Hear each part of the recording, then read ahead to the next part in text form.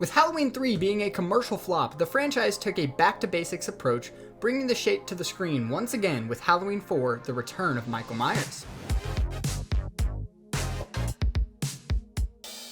Welcome back to the channel, everybody. If you're new here, my name is Carter Scotland Allen. This is my film page where I discuss anything and everything film related. If I'm interested, I will talk about it, as well as sharing my professional filmmaking journey. It's been 6 years since Season of the Witch was released, and 7 years since we last saw Michael on the big screen.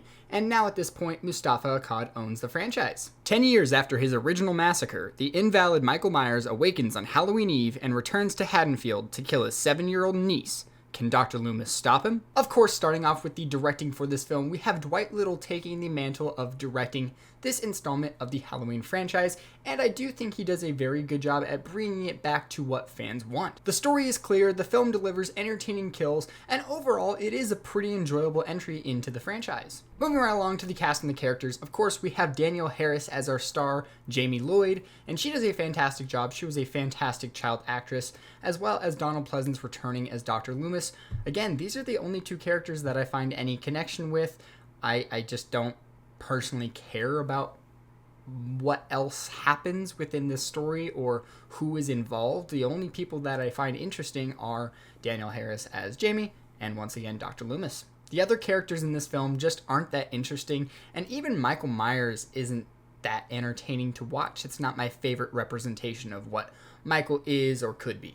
His presentation and his presence itself just feels a little bit off when comparing it to his first two appearances. The characters in this film are boring due to the fact that the 80s slasher genre hype was kind of going on the downhill at the time, and so most of the character tropes we've seen time and time again up until this point, so there's nothing new that these characters are adding to the horror genre. But as for the story, the simplicity does make the film work and ended up making audiences happy for the most part. But I personally feel like this film, audiences were only really happy with this experience because of how disappointed they were coming out of Season of the Witch. So they had such low expectations that coming back for this, they were just happy to see Michael on the big screen.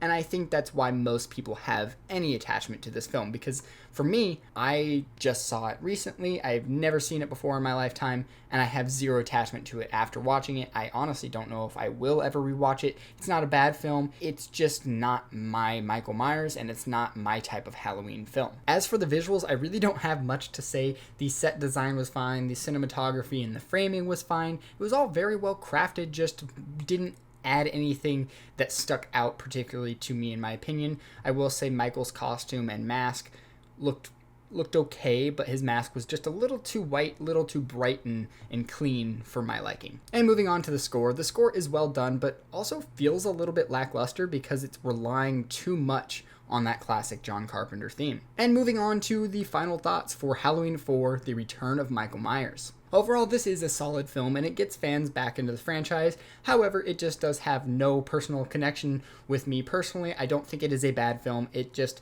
doesn't have very much rewatch value for me personally. Again, I didn't grow up with it, so I have zero connection to it. As for watching it now, again, there's going to be so many technical things that don't hold up to the way films are made today, or story beats, things like that, just acting in general. Everything, for the most part, in film has gotten better, I would argue. And this is just not one of those films that I need to spend my time critiquing more or delving into what I missed. It's just not one of those films that I feel the need to go back and do another deep dive in. Overall, this is a fine film, and I do understand why there are fans of this film and this Thorn trilogy. Yes, this is the beginning of this very bizarre trilogy that is in the Halloween franchise. It is just not a film for me. I don't think I will ever own this film. This is not a film I need to purchase. I think if I were ever going to rewatch it again, it would be years from now if they, decide to reboot Halloween 10 years after Halloween ends, whatever it may be. As of now, I don't need to rewatch Halloween 4. Well, those are my thoughts on Halloween 4, The Return of Michael Myers, released in 1988. We are now just 1/3 of the way through the franchise leading up to Halloween Ends, and I cannot wait for that final conclusion. Let me know what you guys think of Halloween 4 down in the comments below. Am I crazy? Am I an outlier? Let me know what you guys think of Halloween 4, The Return of Michael Myers down in the comments below, and stay tuned for the next review, which will obviously be Halloween 5, The Revenge of Michael Myers. Thanks, I'm Carter Scotland Allen, and I will see you guys in my next movie-related video. Peace.